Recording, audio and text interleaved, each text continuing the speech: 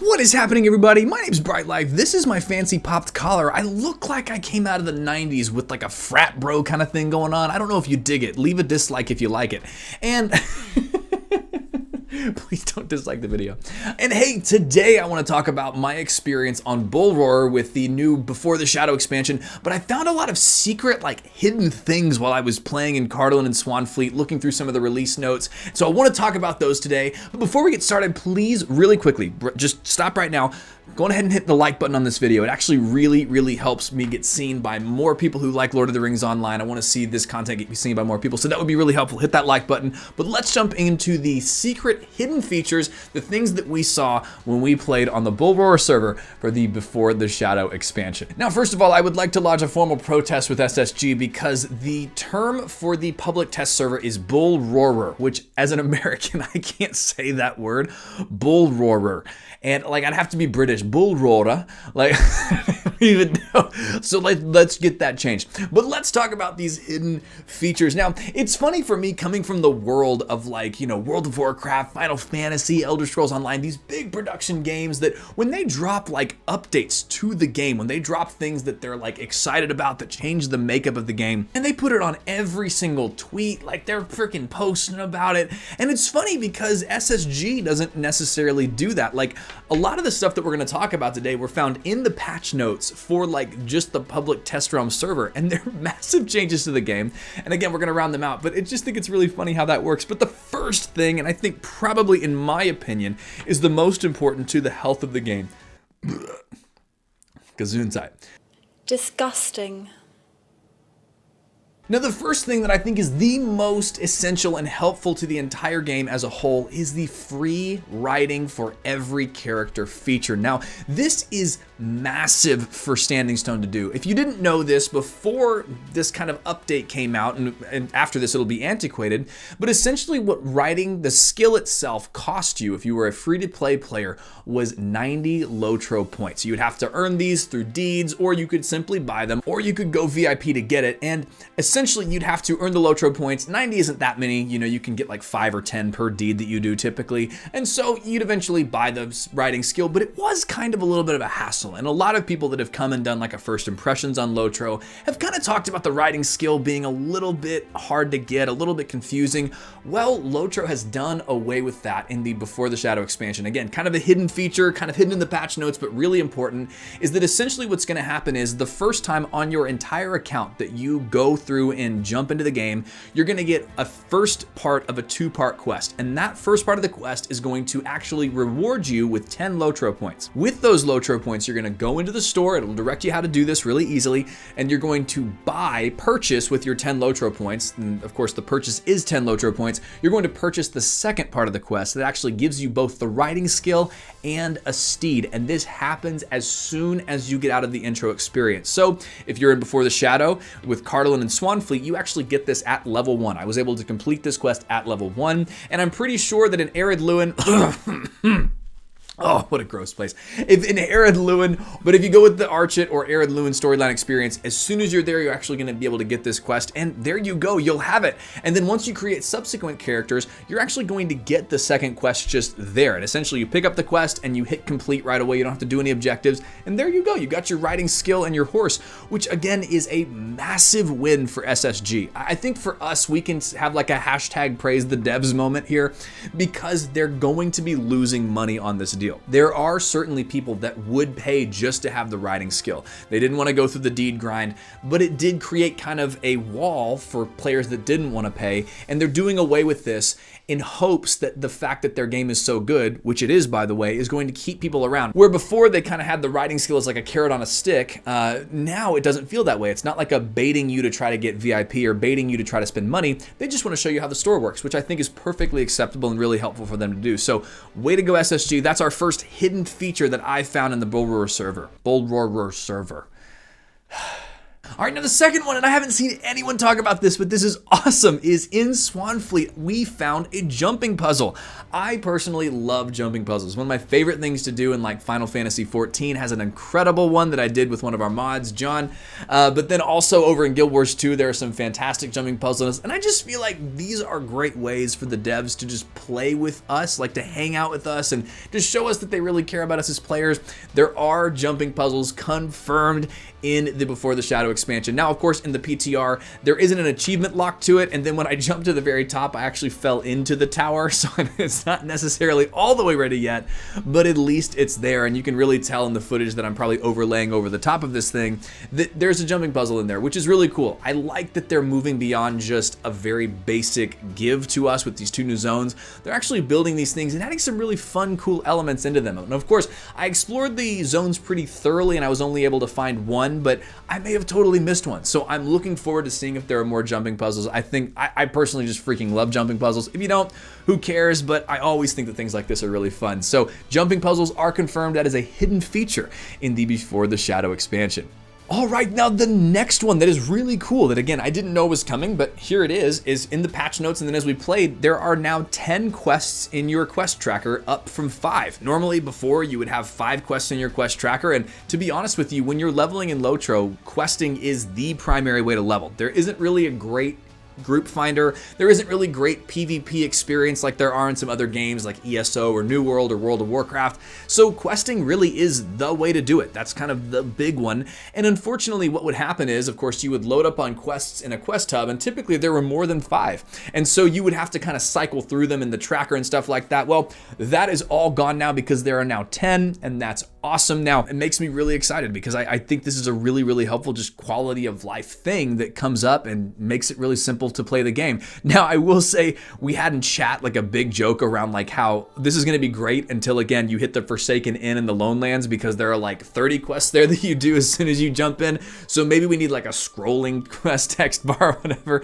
But it is exciting and it's a great quality of life improvement. I think that something like this shows me that SSG believes that this game has at least a decade ahead of it, because they're actually making improvements to the game. I think at first when I thought about Before the Shadow, I was like, it's a cool starting player experience. The delving system sounds really fun, but they're actually adding in UI system upgrades, quality of life upgrades, and they're really moving quickly on these things. It's very exciting. They obviously took this feedback from the forums, from players, and they just said, let's just fix it in our next release. So absolutely great job, SSG. Keep this up. That makes me super stoked. All right, next, number 4 is there's green text underneath our intro quests for tutorials, and I think this is awesome. So essentially what happens is when you have a quest that's trying to teach you a system of the game, instead of there being a big pop-up that you and I always just, immediately click away from and they kind of are an annoyance to us, it's just a little piece of green text underneath the quest itself. And of course, I'll show that on the screen as well, but I think this is a really cool thing. Again, it's a very small thing. It's kind of a hidden feature that I didn't really know was coming before,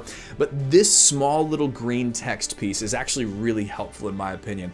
It makes the screen look a lot more clean. There aren't nearly as many pop-ups as you're going through this initial questing experience, because one of my big gripes with MMOs in general is the clunkiness in the way that they introduce their systems. There always seems to be, a pop-up this, pop-up that. You get 3 or 4 at a time trying to teach you different systems, and it can feel like it's just a big barrier to entry. And so I'm very excited that this is happening. I really like this change. I think that I'm excited to see how this works in like Archit, in Arid Luin, if I ever did decide to level through there again, which I will never, but I am excited to see this happen. It's going to be a really cool thing. So I actually really like this little green text underneath the quests. All right, number 5, a much requested feature is new map layouts. That's right, new map layouts. The new maps are looking a lot more kind of cartography kind of based. I'll show some pictures on the screen here comparing the two, but of course on one side you can see that the mountains actually have some depth to them. They're not drawn on like you may see kind of in, I don't know, a 2007 release of a game.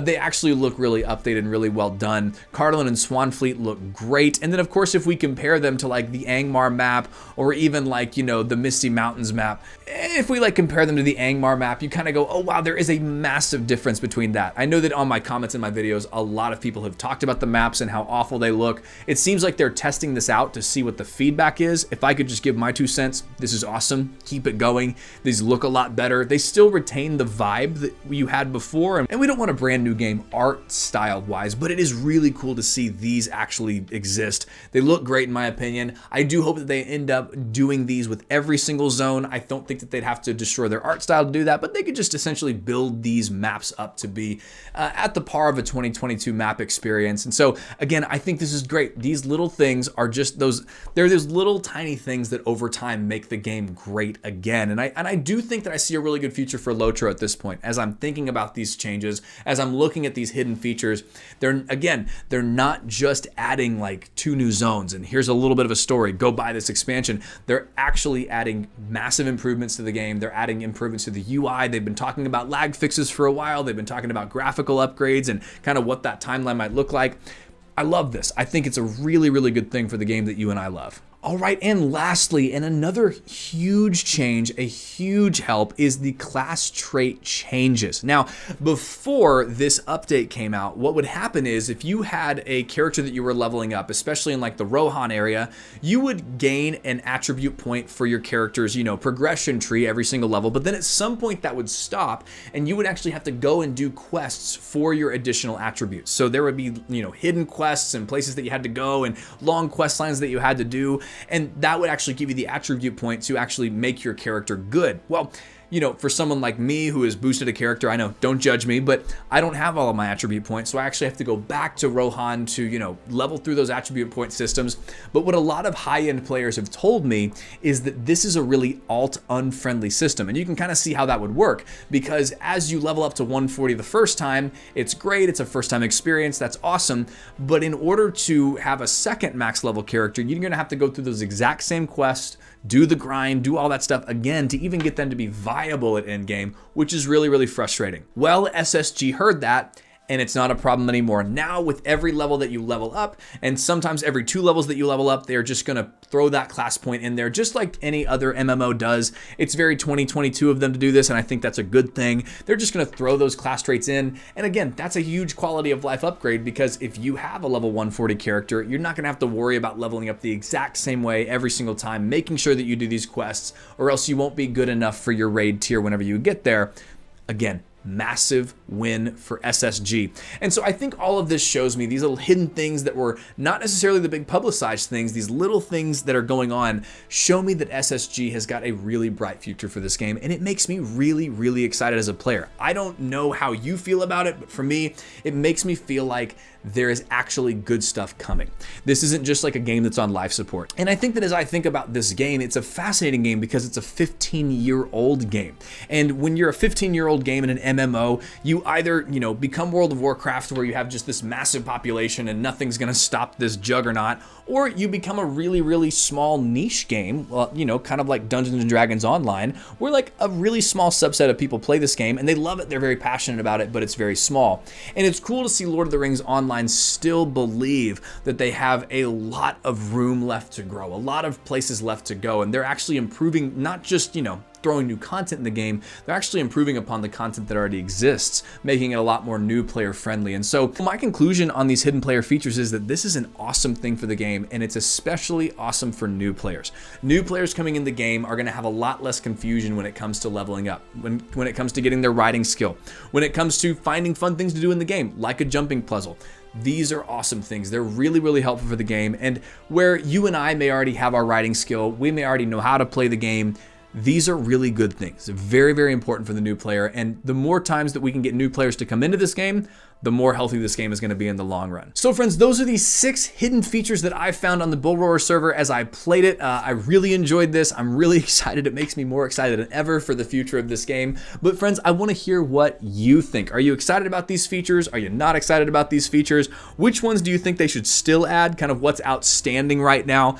Let me know in the comments below because I really love reading those from you guys. But hey, As always, if you liked the video, please, please, please like it. It really does help us out. If you love the video, hit that subscribe button. Lets me know to make more videos just like this one. I want to say a massive shout out and thank you to our patrons. That list has been growing and you guys have been absolutely wonderful in your support. Thank you from the bottom of my heart. You guys don't just help the channel survive, but you help it thrive. You help make this whole video creation thing make sense for me. So thank you so very much. But friends, the last two things that I say are the most important things that I could possibly say in any video ever, and it's this, is that you are more loved than you know, and you are so much more valuable than you realize. I hope you have an incredible day, and I will see you in the next one.